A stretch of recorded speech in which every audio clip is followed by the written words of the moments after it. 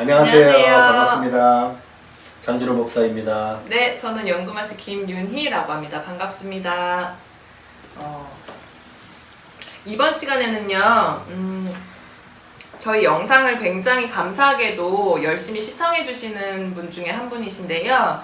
굉장히 심오한 댓글을 달아주셔서 제가 그 댓글이 사라지기 전에 얼른 캡처를 해서 좀 옮겨봤는데요. 댓글을 우선적으로 먼저 설명을 드리자면, 무업은 어떤 면에서 정신병을 다루는 의학과 비슷한 면이 있다고 생각하고 있습니다. 지금 현재 의학적으로 의료보험의 발전으로 인해 큰 목돈이 들어가는 일이 적죠. 그런데 무업은 구술하게 되면 나름 꽤 큰 돈이 들어가게 됩니다. 그래서 구술하고 싶어도 못하고 너무 부담스럽습니다. 라고 댓글을 남겨주셨습니다.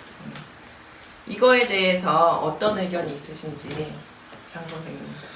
맞는 말씀 하신 건 맞아요. 제갓집 분들에서 나오는 돈은 목돈이 맞죠. 목돈이죠.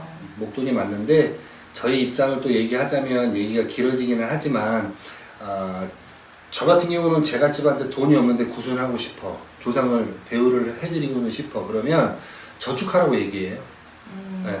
1,000원이든 2,000원이든 10,000원이든 20,000원이든 저금통 큰 거를 하나 마련을 하든 통장을 마련을 하든, 그래서 1년이면 1년 목표 금액을 정하셔가지고 남는 돈, 아니면 내가 술 한 잔 덜 먹고 내 조상을 위해서 저축하라고 말씀을 드려요. 근데 보험도 똑같잖아요. 의료보험비를 매달 내잖아요. 재산에 따라서 굉장히 많이 내시는 분들도 있고, 내서 그거에 대한 혜택을 받는 거잖아요, 쉽게 말해서. 그렇죠. 네. 근데 굿에 대한 이런 제도는 있을 수가 없으니까 지금 현재 상황이 그런 입장에 놓이기는 했는데, 이거는 입장차라고 보지만 저축하라고 말씀을 드려요. 그리고 또 이미 아시는 분들은 저축을 해서 오신 분들도 계세요. 가끔 네. 간혹 있으세요. 네. 저축을 해서 하려고 하는데 주변에서 반대를 하는 거지, 쉽게 말해서. 남편이든 누가 그 돈을 딴 데 쓰려고. 근데 그렇게 했다가는 이제 그거에 대한 책임은 지셔야 되는 거예요. 네네. 저 같은 경우에는요, 어떤 생각이냐면, 물론 의료보험의 혜택으로 인해서 큰 목돈이 들어가지 않는다고는 하시지만, 의료보험 혜택을 보기 전에 내 돈으로 결제를 한 후에 그 영수증을 가지고 이제 혜택을 보고자 보험회사에 이제 제출을 하잖아요. 근데 저희 무업도 같은 맥락이라고 보시면 되는 게, 어떻게 되냐면, 내 돈을 들여서 신령님이나 내 조상님 전에 이제 공을 들이셨어요. 정성을 들이시면, 그러고 나면 그 조상님들이 너무 고맙고 이뻐서 그 돈보다 더 되는 돈을 벌려주세요. 물론 직접적으로 이렇게 야 얘다 하고 이렇게 보이는 대로 주시는 건 아니지만, 이렇게 알게 모르게 이렇게 기회를 이렇게 주셔서 성불이라고 하거든요. 성불로 인해서 돈이 계속 들어오게끔, 그 굿한 돈을 메꾸게끔 해주시기도 하는 경우도 굉장히 많이 봤습니다. 정성떡은 분명하게 받으시는 거예요. 네, 정성떡이라고 그러죠. 우리네 말로는. 성불. 그러니까 쉽게 말해서 굿에 1,000,000원이 들어갔어.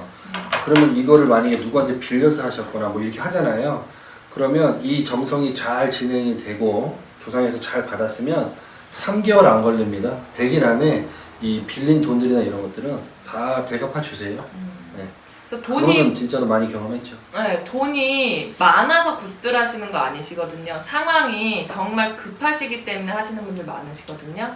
그리고 또 굿에 대해서는 정해진 가격이 없기 때문에, 저희 같은 경우는 장 선생님도 그러시겠지만, 물론 있으면 있는 대로, 없으면 없는 대로 하고, 또 그 돈에 대해서 차이는 그거라고 생각해요. 그 재물 차리는 종류, 그 재물의 가지수, 그리고 선생님들을 부르는 인건비, 그리고 그 당을 빌리는 그 당비, 외로도 이렇게 들어가는 조상님들의 의류, 옷, 이런 걸 만물이라고 하거든요. 만물. 이렇게 통틀어서 그 비용이 발생을 하는데 그거를 조금 축소를 하면 작게라도 하실 수 있을 거고 아니다 나는 좀 조상님들 많이 해야 된다 그러면 그거에 따라서 또 금액이 또 높아지는 거고 또 영을 많이 써야 된다 그래서 선생님들의 힘이 너무 많이 필요하다 그럴 경우에 또 가격도 천차만별이고 천차만별이죠. 높은 경우도 많고 그리고 어려운 집들이 있어요. 있지요. 굉장히 큰 신령님을 모시는 분들은 어떨지 모르겠지만 저희 같은 경우는 어려운 집이나 힘든 집 같은 경우는 구슬 한번 갔다 오고 나서 하루 이틀 정도는 굉장히 몸이 아플 때도 있어요. 기운이 다 뺏겨서. 근데 그쪽 집안에서는 좋은 소식, 성불 받다는 소식이 오기는 와요.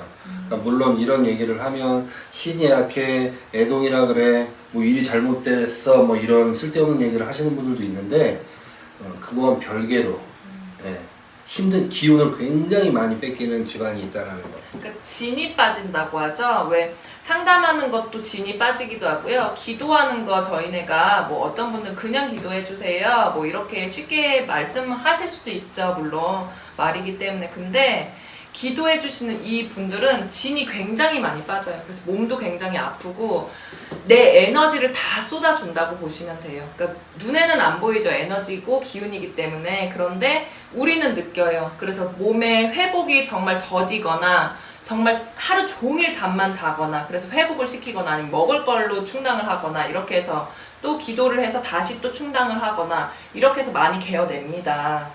그렇기 때문에 쉬운 일은 아니에요. 그리고 어려운 집들은 특히나 기운을 정말 많이 가져가시는 분들도 계시기도 하고요. 그래서 이거 질문은 당연히 일반인 분들은 하실 수 있는 거 맞아요.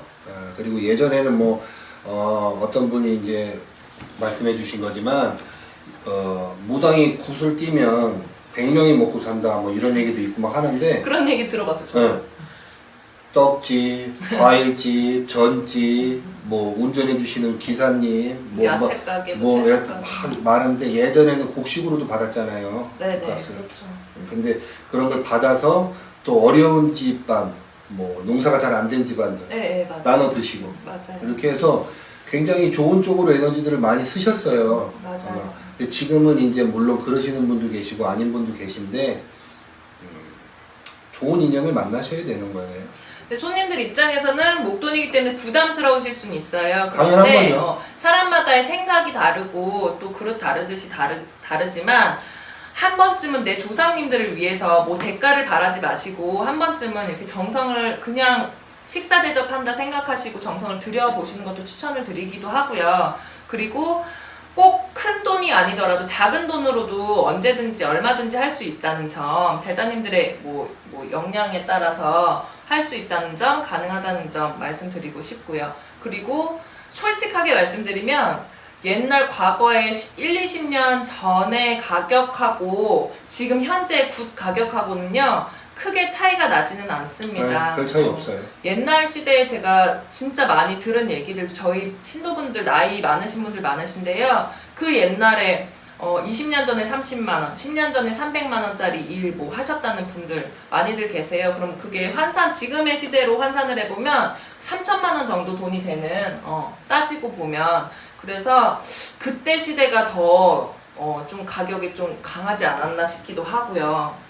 이게 제자님들마다 다 다르시기 때문에 너무 부담스럽지 않아 하셨으면 좋겠고요. 그리고 저는 손님분들한테 말씀드리는 게 뭐가 있냐면 정말 급하지 않는 이상은 손님들이 이제 신도분들이 와닿을 때 하세요라는 게 제일 많이 말씀을 드려요. 왜냐면 내가 와닿을 때 마음을 낼 수 있을 때 하셔야지 내가 제자님이 무조건 시킨다고 해서 어거지로 하게 되면 이게 탈이 나게 돼 있거든요. 그리고 조상님들도 불편해서 제대로 받지도 않으세요. 눈치 보시는 분들 진짜 많이 봤기 때문에 그냥 그 제갓집 분의 하시는 분의 마음이 편하실 때 하시는 게 제일 효과적입니다.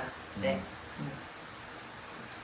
정말 이게 돈이 어쩔 수 없이 끼기 때문에 근데 세상에 공짜는 없기 때문에 물론 저희도 그냥 공짜로 많이 내어드리기도 했는데 근데 그분들 공짜로 받아가셔서 잠깐은 좋았을지는 모를지언정 꾸준하게 좋지는 않더라고요. 그리고 예전에 연금아 씨가 진짜 어려워서 정말 말도 안 되는 가격으로 저희 둘이서 그냥 선왕이나 어디 가가지고 해드린 분들도 계세요. 근데 그래요. 감사함이 없이 더더더를 원하시더라고. 사람인지라. 그리고 자기네들은 낸 그것도 없는데도 재물 차려놓은 거나 뭐 이렇게 해놓은 거 보고 뭐 모질라다, 만족스럽지 못하다 이런 이빠른 소리하고 그래서 조금 당황스럽죠 사실은. 네.